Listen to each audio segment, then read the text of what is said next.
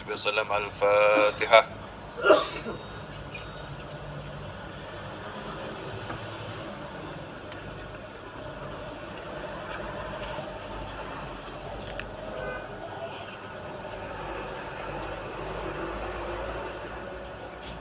Bismillahirrahmanirrahim.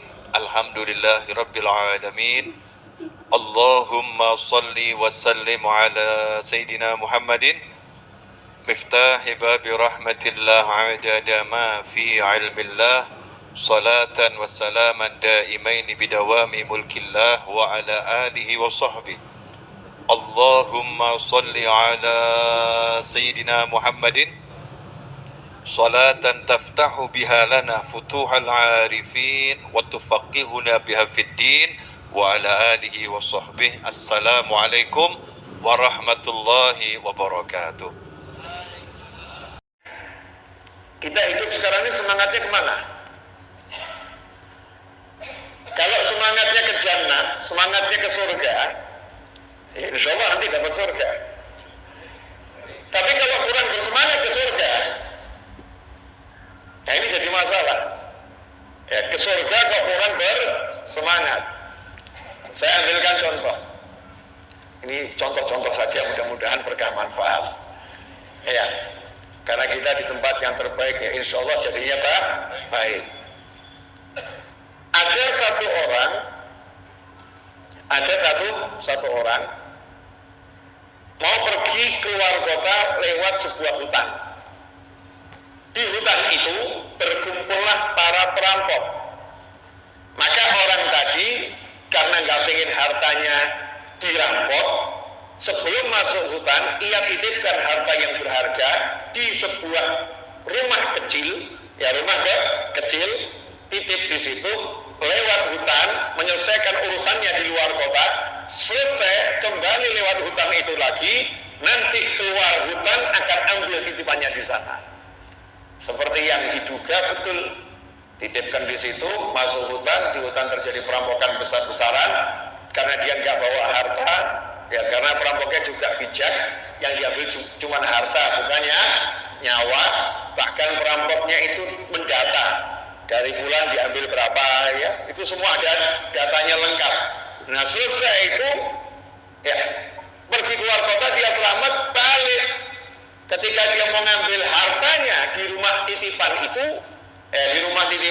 ternyata seluruh kawanan perampok yang dia temui kemarin, yang lagi merampok kemarin itu, ternyata lagi pesta pora di rumah tersebut.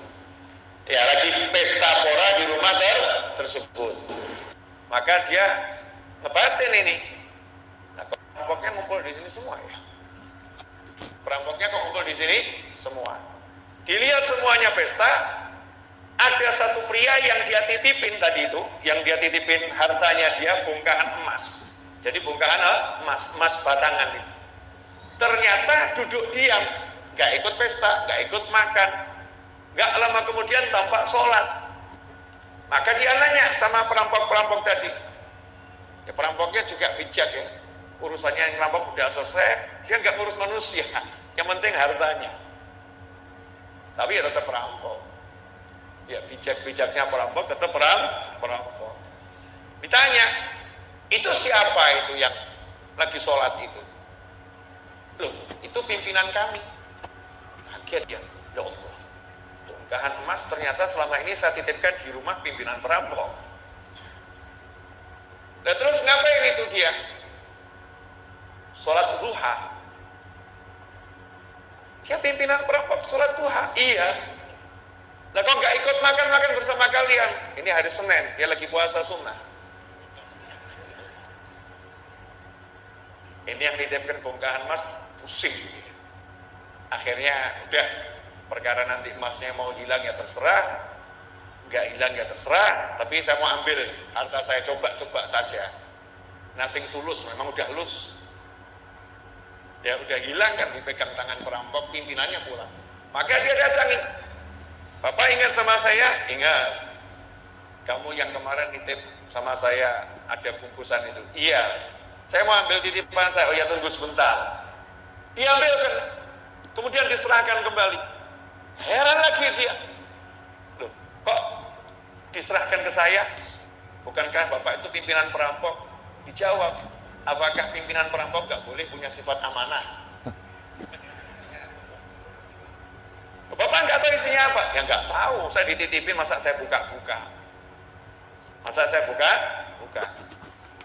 Akhirnya sudah kepalanya muyeng, terang-terangan nanya, kamu ini mimpin perampokan, kemudian sholat sunnah, duha, kamu puasa, saya titipin ya kamu kembalikan, bahkan nggak kamu buka. Maksudnya apa semua ini? Ia pun menjawab, saya tahu saya bejat, saya tahu saya banyak maksiat, bahkan saya pemimpin perampok, tapi saya punya cita-cita masuk surga. Saya punya cita-cita masuk surga. Hanya saja setan saya ini loh kok besarnya luar biasa. Setan saya ini gedenya luar biasa, nafsu saya besarnya luar biasa. Saya belum bisa ngalahin nafsu saya belum bisa ngalahin setan saya. Kenapa kamu puasa? Saya mencoba membuat perdamaian sama Allah Ta'ala. Siapa tahu puasa saya ini diterima, sholat saya diterima, kemudian Allah mau berdamai sama saya diberi kekuatan untuk tobat. Saya diberi kekuatan untuk tobat. Ini yang nitip barang tadi, daripada ngedepin orang begini gila saya nanti. Udah, pulang saja. Udah makasih, sakarmu gitu ya, terserah kamu gimana. Bawa hartanya keluar. Berapa tahun kemudian, orang ini umroh, tawaf. Ketika tawaf nggak seperti sekarang ya, sekarang kan rame ya. Ya seperti waktu pandemi kemarin kita lihat tawaf itu sepi itu ya. Jadi kalau ada orang duduk sendiri doa nangis tuh yang lain dengar. Ini dengar ada suara orang berdoa sambil menangis, ya Allah nangis. Dia perasaan suara ini kenal, dilihat wajahnya juga kenal. Ya wajahnya juga kenal. Maka disamperin, tanya, Bapak masih ingat sama saya? Ya, kamu yang dulu titip emas sama saya itu bungkusan itu. Loh, kok sekarang ada di sini? Alhamdulillah, Allah menerima perdamaian saya. Nah, maksudnya bagaimana? Saya diberi kekuatan, akhirnya saya bisa tobat. Tapi tobatnya perampok kan gak gampang. Iya, memang tobatnya perampok ya harus minta maaf sama semua yang dirampok dan mengembalikan hartanya. Udah kamu lakukan? Saya punya pembukuan yang baik. Jadi setiap yang saya rampok tuh rumahnya di mana, alamatnya di mana, rampokannya berapa itu ada. Jadi ya saya kembalikan yang masih ada. Lah yang nggak ada, ya saya samperin, saya minta maaf. Kalau mau dihukum apa ya saya pasrah. Alhamdulillah Allah Ta'ala melunakkan hati mereka semua dan mereka semua maafkan saya. Inilah semangat. Jadi semangat yang baik itu tetap akan membuahkan hasil yang baik. Makanya kita nggak boleh mencurigai semangat seseorang. Siapa yang bangga Tuhan? Kamu Tuhannya, saya Tuhannya, kita Tuhannya. Tuhannya adalah Allah Subhanahu wa Ta'ala, la ilaha illallah. Nggak boleh kita menjadi hakim untuk siapapun. Nggak boleh kita mewakili Allah seakan-akan kita yang paham. Nggak mungkin dan lain sebagainya. Tugas kita hanyalah menyampaikan yang baik-baik, yang salah, yang benar-benar, yang nggak benar. Wa ma 'alaika illal balagh, sampaikan saja. Jadi ketika ada orang berbuat baik dengan semangat, jangan ngomong percuma. Contoh, pemabuk, pagi mabuk, siang mabuk, sore mabuk, malam mabuk, jelek atau bagus? Apa bilang? Mabuknya jelek, pemabuknya belum tentu. Ya, pemabuknya belum tentu, mabuknya jelek. Orang yang mabuk belum tentu jelek. Orangnya loh ya. Karena dia nggak semuanya mabuk. Di hatinya adalah ilaha illallah Muhammadur Rasulullah SAW. Saya mau nanya, ada orang mabuk tapi hatinya, lisannya iman sama Allah dan Rasulnya. Ada satu lagi nggak mabuk tapi nggak iman. Mana yang lebih bagus? Ya udah jawab sendiri dah. Paham ya? Antara dosa besar dan kekufuran, itu mana yang lebih besar? Kekufuran. Dalam syariat Islam seperti itu. Meskipun mabuk itu sangat jelek. Mabuk sangat jelek. Nah, ini ada orang pagi mabuk, siang mabuk, sore mabuk, malam mabuk. Mabuknya jelek. Orangnya nanti dulu. Yang jelas dia punya kebaikan. Entah kebaikannya apa, kita nggak ngerti. Makanya kita tidak boleh menghukumi kecuali menyampaikan, jangan mabuk mas, mabuk jelek. Khawatir nanti kalau meninggal ketika mabuk, naudzubillah min dzalik, su'ul khotimah. Kan begitu ya. Tapi kalau pemabuk tadi tiba-tiba sholat maghrib di masjid, saya mau nanya, seandainya ada pemabuk masuk masjid ini, ikut sholat maghrib berjamaah, apakah Anda memandangnya dengan penuh cinta atau memandangnya dengan penuh curiga? Atau memandangnya kaget? Yang mana ya? Kita cek diri kita sendiri ya. Jangankan kok pemabuk, mohon maaf ya Bu, itu yang nggak pernah pengajian tiba-tiba datang pengajian, mungkin kita komentar dungaren, tumben, gak biasanya, betul ya? Kadang-kadang kita komentar seperti itu. Padahal ini kata guru saya, rahimahullah, orang yang nggak pernah pengajian atau orang yang ahli maksiat, kemudian dia berangkat ke masjid atau dia berangkat hadir pengajian, semangatnya itu lebih hebat daripada kamu yang tiap hari udah ke masjid. Betul ya? Kalau kita ini ke masjid ya ke masjid, tapi kan ya ke masjid. Kalau yang tadi ke masjid itu nggak ketemu orang saja di jalan merasa dilihat semua orang lihat saya. Begitu masuk masjid gak ada yang melihat, dia merasa semua mata melihat dia. Pernah nggak ngalamin begitu? Pernah dulu. Nah, kenapa perasaan itu hilang? Kenapa semangat itu hilang? Harusnya kan semangat itu masih kuat gitu ya. Saya mau ke masjid, menggelora, semangat. Ada perasaan aku dari kondisi yang jelek menuju kondisi yang baik. Aku dari tempat yang kurang bagus menuju tempat yang bagus. Sementara kita sekarang dari rumah ke masjid sepertinya biasa saja. Rumah sama masjid sepertinya gak ada bedanya. Dari nonton sinetron sama ikut pengajian rasanya biasa saja. Rutinitas, kebiasaan, himmahnya, semangatnya biasa-biasa saja.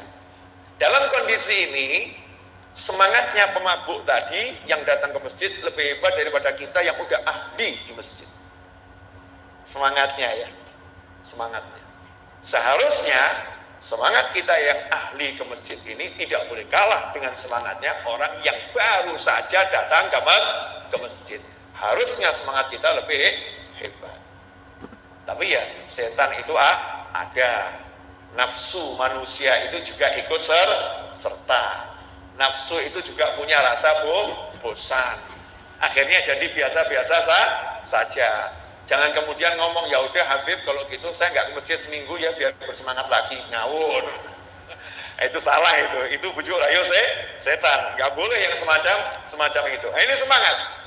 Bagaimana caranya biar kita punya semangat yang bagus untuk baca Al-Quran, untuk baca zikir, untuk sedekah, untuk cari ilmu, untuk amal soleh apapun. Biar punya semangat yang bagus, caranya bagaimana? Caranya kata para ulama adalah kumpul dengan orang-orang yang bersemangat. Nah, repotnya kita ini kebanyakan kumpul sama orang-orang yang semangatnya al-fulusu wal duidu. Semangatnya dunia. Bukan saya ngomong jelek, enggak loh ya. Tapi kita kumpul dengan orang-orang yang semangatnya dunia. Dan orang-orang juga kumpul dengan kita yang semangatnya dunia. Semangatnya sama ke dunia. Sehingga kurang termotivasi untuk ukhrawi, untuk akhirat. Kurang termotivasi. Contoh, orang bekerja, semangatnya dunia atau akhirat? Kebanyakan orang kerja sekarang semangatnya dunia, bukan akhirat. Kalau para ulama kerja semangatnya akhirat. Saya mau cari duit sebanyak mungkin, saya mau bangun musola, saya mau bangun masjid, saya mau bantu orang yang sakit, saya mau entaskan tetangga saya yang belum punya rumah, mau saya belikan rumah, saya akan, sehingga semangatnya cari uang itu akhirat. Sama loh cari uangnya, cuman beda semangatnya beda. Ada lagi orang yang dia itu di rumah saja, Masya Allah, tapi semangatnya luar biasa. Kenapa kamu di rumah saja? Saya mau urus orang tua saya. Alhamdulillah, saya cukup dengan rezeki yang sedikit, istri saya cukup dengan rezeki yang sedikit, anak saya juga udah merasa cukup dengan rezeki yang sedikit. Jadi kami nggak butuh rezeki yang banyak. Rezeki terbesar kami adalah bisa berduaan dengan orang tua kami. Saya akan urus orang tua saya, itu semangat saya. Masya Allah. Sama-sama di rumah, yang satu nonton sinetron, nonton drama, yang satu nemenin orang tuanya, sama-sama duduk, tapi semangatnya berbeda. Semangat. Nah, ini gimana caranya kumpul dengan orang-orang yang semangatnya memang luar biasa. Siapakah beliau-beliau itu? Yaitu para anbiya wal mursalin, auliya was solihin, para nabi dan rasul, dan para wali Allah, orang-orang yang soleh.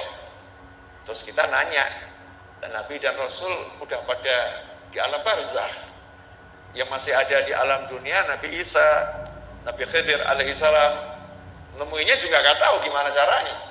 Terus gimana kumpul dengan para nabi dan rasul? Gampang. Cara kumpul dengan para nabi dan rasul adalah mengenang kehidupan beliau-beliau, membaca sejarahnya. Nanti kalau kita baca sejarah kehidupan beliau-beliau, maka akan muncul semangat. Gak usah jauh-jauh, di Al-Quran banyak kisah para nabi dan rasul. Dan kita punya Nabi Muhammad SAW, kisahnya hangat, tersebar luas, mudah diperoleh, dan indahnya luar biasa. Itu akan membuat kita bersemangat. Kemudian baca kisahnya para wali. Alhamdulillah, di negara kita ini wali itu jumlahnya unlimited, ya, dan kisahnya luar biasa. Di kitab-kitab kisah para wali itu banyaknya luar biasa. Tapi anehnya, anak-anak kita nggak kita kasih kisah para wali, kita kasih Doraemon, Superman, Batman, superhero, ya. Itu yang kita masukkan ke kepala anak kita, padahal itu semua khayalan, ya, semua khayalan. Kisah para wali yang sifatnya karomah itu nyata, kita anggap nggak masuk akal. Tapi Marvel dan kawan-kawan yang jelas nggak masuk akal, kita paksakan bisa diterima oleh akal. Jadi anak kita terhiburnya sama Superman, Batman dan kawan-kawannya, ya, Shinchan dan sejenisnya, Doraemon. Itu apa? Jendela Doraemon. Begitu dibuka bisa melangkah kemanapun juga, ya. Keramat para wali kan lebih top, nggak usah buka jendela, melangkah kaki langsung sampai. Melangkah kaki langsung sampai. Itu karomahnya auliya ussolihin. Masya Allah. Nabi Sulaiman alaihissalam punya cincin. Dengan cincinnya itu Nabi Sulaiman bisa memerintahkan manusia dan jin dengan izin Allah Subhanahu wa ta'ala. Karena mereka nggak punya, mereka buat filmnya harus pakai cincin. Itu namanya apa? Yang ahli film yang paham. Dijentikkan setelah menguasai 10 cincin di jarinya, dijentikkan dunia dalam genggamannya. Nah, di masjid gak usah nyebut nama filmnya. Ini semangatnya anak-anak kita bawa ke sana. Padahal semangat ini bisa kita pupuk dengan melihat kisah-kisah para wali. Dampaknya apa kalau udah punya semangatnya para wali? Insya Allah ya, 5 menit lagi selesai. Padahal saya belum ceramah ini. Ada berapa menit Mas Eto totalnya? Yang ini 20, sebelumnya? Ya, berarti sudah 30 menit ya. Tambah 5, 10 menit lagi, ini kan udah Isya ya? Ya, udah Isya, oke? Saya tambah 5 atau 10 menit lagi, boleh?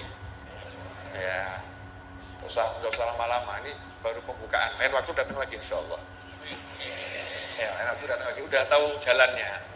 Tadi itu soalnya nggak pakai syekhnya Syekh Google. Jadi sempat salah jalan, nggak pakai mursyid. nggak pakai mursyid. Maka orang nggak boleh belajar hanya dari kitab, harus ada pembimbingnya, harus ada guide-nya, mursyidnya. Sama juga kalau kita ke satu tempat, mursyidnya nggak ada, lewat Google Map ya hasilnya nggak bisa cepat karena nggak tahu titik. Salah baca pula ya. Harusnya belok kiri di depan, belok kirinya kecepatan gitu ya. Nah, sekali belok kiri kecepatan, padahal saya ngikutin imam di depan saya, ternyata imamnya salah pula. Ini imamnya depan saya, Mas Eto saya ikuti, Mas Etonya salah, udah ikut salah semua kayaknya. Lanjut dikit boleh ya. Nah ini contohnya kalau kita punya semangatnya para wali. Himmatur rijal taqla'ul jibal. Semangat para wali itu mampu memindahkan gunung. Jadi para wali itu dengan semangatnya mampu memindahkan gunung. Dalil, ya, dan nanya, dalil itu. Para wali dengan semangatnya mampu memindahkan gunung. Ini kan istilah ya, istilah di kalangan para habaib. Ya, ada istilah himmatur rijal taqla'ul jibal. Semangat para wali, dengan semangat itu beliau-beliau mampu mencabut gunung dan dipindahkan. Bahkan wali itu kalau mau, pernah ada satu wali cerita, ini wali ya, wali, jadi jangan ditanya. Wali itu semuanya dengan izin Allah Subhanahu wa ta'ala. Berdua sama muridnya, nggak ada orang lain. Dia bilang sama muridnya, ada wali-wali Allah.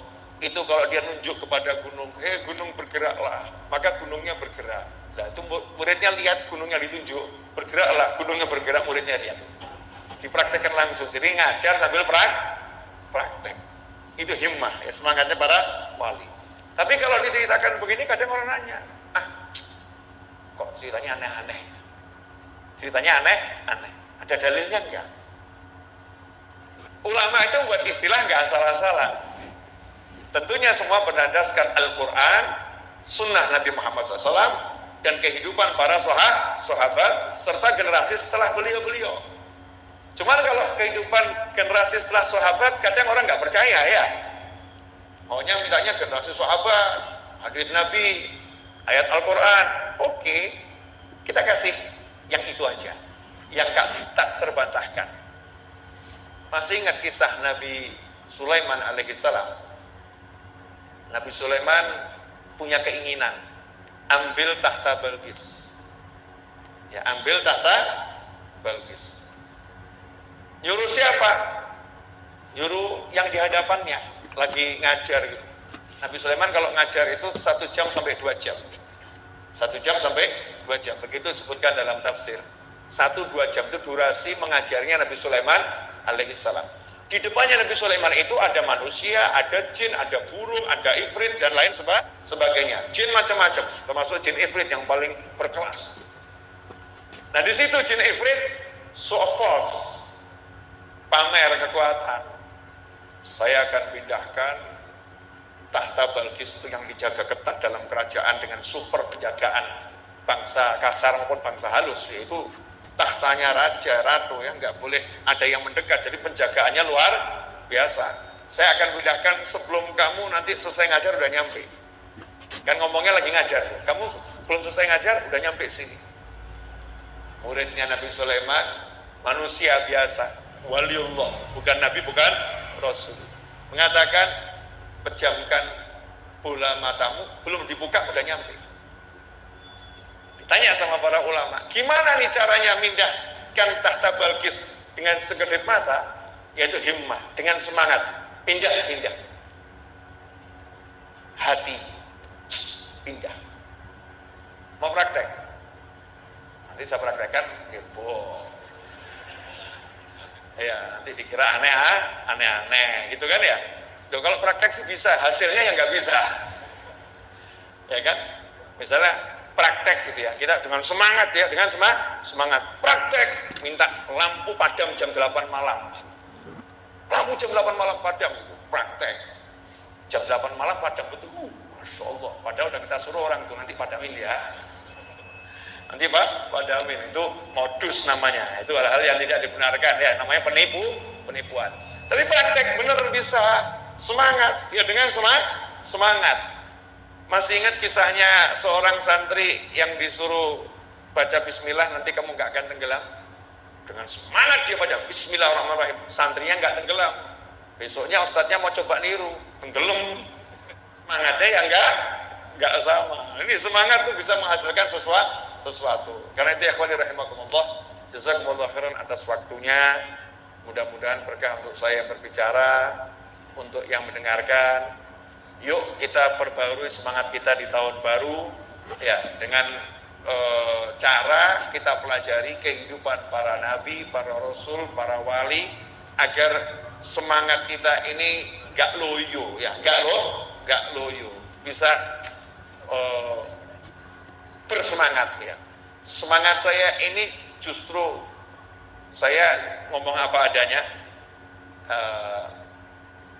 Sebulan yang lalu tuh saya udah bilang sama teman-teman saya udah akan mengurangi jadwal pengajian saya sekitar 90%. Saya cuma mau duduk di rumah, ngajar di rumah, YouTube di rumah, YouTube. Selebihnya saya mau ke tempat teman-teman saya saja. Gitu. Tapi ketika Al-Habib Abu Bakar Al-Adni bin Ali Al-Masyhur wafat, ya beliau wafat. Tiba-tiba semangat saya berubah. Jadi wafatnya beliau itu memicu semangat saya. Sehingga saya katakan, oh, saya mau keliling dakwah lebih banyak dari yang dulu-dulu. Jadi berubah. Semangatnya jadi berubah gara-gara apa? Rahmatnya yang Allah turunkan karena saya senang mengenang orang-orang soleh. Saya pelajari kehidupan Abu Bakar Al-Adni Al-Masyhur, Masya Allah, ini waliullah yang alim, yang luar biasa, itu menimbulkan semangat yang luar biasa. Strongnya begitu, ya strongnya seperti itu, mampu ngecas kita, ya mampu ngecas kita. Makanya antum kalau lagi loyo, ya jangan kumpul sama yang loyo. Makanya orang sumpek jangan kumpul sama orang sumpek. Ya, orang stres jangan kumpul sama orang stres. Pengangguran jangan nempel ke pengangguran. Wassalamualaikum itu. Nanti nganggurnya lama itu. Maka harus kumpul sama yang semangat. Terakhir, ini terakhir ya. Ada satu orang itu jalannya cepat, serba cepat. Tanya sama seorang ulama, gimana ya caranya biar dia nggak terlampau cepat, karena suka nabrak-nabrak kalau jalan. Akhirnya dikasih amalan. Amalannya bukan berit, bukan pikir, disuruh pergi ke kebun binatang. Setiap hari sekali suruh duduk 1 jam di depan kandangnya gajah. Jadi setiap hari 1 jam suruh duduk di depannya gajah, suruh lihat gajah 1 jam. Subhanallah, nggak sampai 1 bulan berubah orang tadi. Jalannya seperti gajah. Ketularan. Nah, kata guru saya, kalau kamu pengen semangat cari ilmu, kamu lihat siapa yang semangat cari ilmu, deketin dia, kumpul sama dia, nanti berubah dengan sendirinya. Kalau kamu pengen semangat kerja, cari orang yang semangat kerja, deketin dia, duduk aja bersamanya, nggak usah belajar apa-apa, duduk sama dia, semangatnya nanti akan nular. Kalau kamu pengen semangat ngapalin Al-Quran, duduk sama orang yang ngapalin Al-Quran. Kalau kamu pengen semangat tahajud, duduk sama orang yang ahli tahajud. Kalau kamu pengen semangat sodako, duduk sama orang yang ahli sodako. Kalau kamu pengen semangat tidur, masa tidur perlu semangat. Makanya jangan duduk sama yang ahli tidur, nanti nggak semangat melek. Mudah-mudahan bermanfaat. Hakadza wa'alaikum minkum. Wassallallahu ala sayyidina Muhammadin wa alihi wasallam walhamdulillahi rabbil alamin. Wassalamualaikum warahmatullahi wabarakatuh.